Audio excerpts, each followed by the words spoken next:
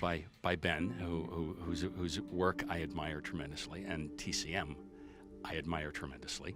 At 66, Frank Darabont, the master filmmaker behind classics like The Shawshank Redemption, The Green Mile, and The Mist, has finally opened up about the movies that shaped him, inspired him, and left a lasting mark on his creative journey. Known for his storytelling brilliance, Darabont doesn't casually praise films. When he names something as one of his all-time favorites, it carries weight. These aren't just movies to him, they're guideposts that fueled his imagination and reminded him why he chose to tell stories on screen in the first place. From epic dramas to groundbreaking horrors, each film he chose reveals something about his own style. And then I asked Steve King if I could have the rights to it, and he was very kind in allowing that. His love for strong characters, moral dilemmas, and the deep emotional truths hidden beneath the surface of cinema. Here are the 6 movies Frank Darabont considers his absolute favorites of all time. Movie rentals of all time. It was the best of times. It was the worst of times. It was an experience of highs and lows. Honestly, it winds up being 1. The Godfather, 1972. Darabont has often said that The Godfather isn't just a film, it's cinema at its highest form. For him, Francis Ford Coppola's masterpiece is the ultimate marriage of storytelling and craftsmanship. Everything about it, the layered performances, Nino Rota's haunting score, the shadowy cinematography, embodies what filmmaking should strive for. What resonated with Darabont most was the humanity behind the crime saga. It wasn't simply a story about the mafia, it was about family, loyalty, betrayal, and the inevitable corruption of power. He admired how the film could be brutal one moment and tender the next. The evolution of Michael Corleone from reluctant son to ruthless Don fascinated Darabont.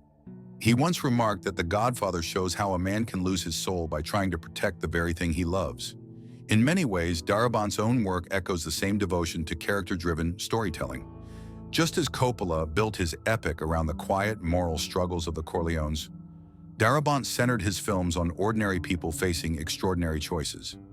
For him, The Godfather wasn't just influential, it was a blueprint. 2. Lawrence of Arabia, 1962. If The Godfather taught Darabont about intimacy within grandeur, Lawrence of Arabia taught him about scale. David Lean's sweeping epic captivated him not just because of its breathtaking visuals, but because it dared to tell a deeply personal story against the backdrop of world-shaping events. Artillery. Guns like the Turkish guns at Medina. As a young man watching Peter O'Toole's enigmatic portrayal of T.E. Lawrence, Darabont was struck by how the film explored ambition, identity, and obsession. Lawrence was both heroic and flawed, a man who could inspire nations but couldn't find peace within himself. That duality fascinated Darabont. The desert landscapes, captured in unforgettable wide shots, showed him the power of cinema to transport audiences. But more than that, it reminded him that character is the anchor of any story, no matter how vast the canvas. When Darabont later made The Green Mile, he carried Lean's lesson with him, to balance epic length and thematic depth with deeply human characters whose struggles felt universal. 3. Psycho, 1960. Darabont has often confessed his admiration for Alfred Hitchcock, but Psycho stands above the rest. What drew him in wasn't just the shocking plot twist or Bernard Herrmann's screeching score. It was the way Hitchcock dared to break rules. To Darabont, Psycho was a masterclass in audience manipulation. Killing off Marion Crane halfway through was something no studio executive would have allowed in today's climate. Then she met a man, and it seemed to Norman that she threw him over for this man. Yet Hitchcock pulled it off, creating a moment that permanently altered the landscape of suspense films. Darabont appreciated how Hitchcock treated the audience as a participant rather than a passive observer. Viewers weren't just watching Norman Bates, they were complicit in his secrets, his obsessions, his unraveling. This same philosophy carried into Darabont's The Mist, where he shattered expectations with an ending so devastating it continues to divide audiences to this day. In his eyes, Hitchcock's genius was about daring to go further than anyone thought possible. Psycho proved that boldness could redefine cinema forever. 4. 2001, A Space Odyssey, 1968. When Darabont speaks of Stanley Kubrick's 2001, A Space Odyssey, his tone turns reverent. To him, this isn't just a film, it's an experience, a meditation on existence itself. What fascinated him most wasn't just the groundbreaking visuals or the haunting silence of space, but Kubrick's courage to let ambiguity thrive. In an industry obsessed with neat resolutions, 2001 refused to explain itself. Instead, it demanded that the audience engage, interpret, and think. Darabont admired how Kubrick blended art and science, spectacle and philosophy. The transition from a bone tossed by an ape to a spacecraft floating in orbit remains one of his favorite cuts in cinema history. It symbolized the entirety of human progress in a single edit, a bold reminder of cinema's power to compress time and meaning into pure visual poetry. As a storyteller, Darabont has always leaned into ambiguity, leaving space for viewers to wrestle with moral questions. In The Shawshank Redemption, the ending's quiet optimism is powerful because it isn't spelled out, it's felt. That lesson, in many ways, came from 2001. 5. To Kill a Mockingbird, 1962. For Darabont, few films capture moral courage the way To Kill a Mockingbird does. Robert Mulligan's adaptation of Harper Lee's novel struck him deeply, not just as a filmmaker, but as a human being. Gregory Peck's portrayal of Atticus Finch left a lifelong mark. Finch wasn't a superhero or a larger-than-life figure.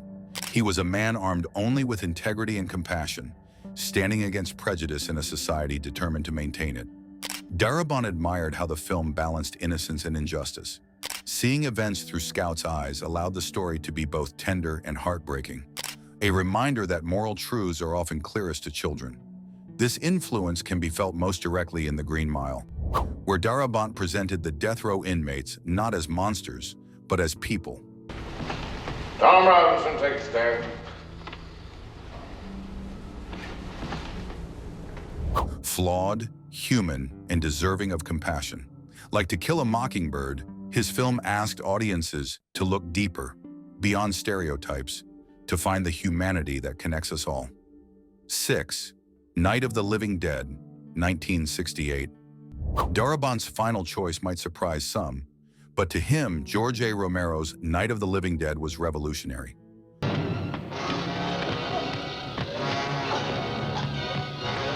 Long before zombies became pop culture staples, Romero used them as a lens to critique society, fear, and human nature. Darabont was only a teenager when he first saw it, but it shook him to his core. The claustrophobic farmhouse setting, the gritty black and white cinematography, and the shocking nihilistic ending, all of it spoke to him. What he admired most was Romero's audacity. Made on a shoestring budget, the film still carried more impact than many Hollywood blockbusters. It showed Darabont that passion, ingenuity, and storytelling mattered more than money.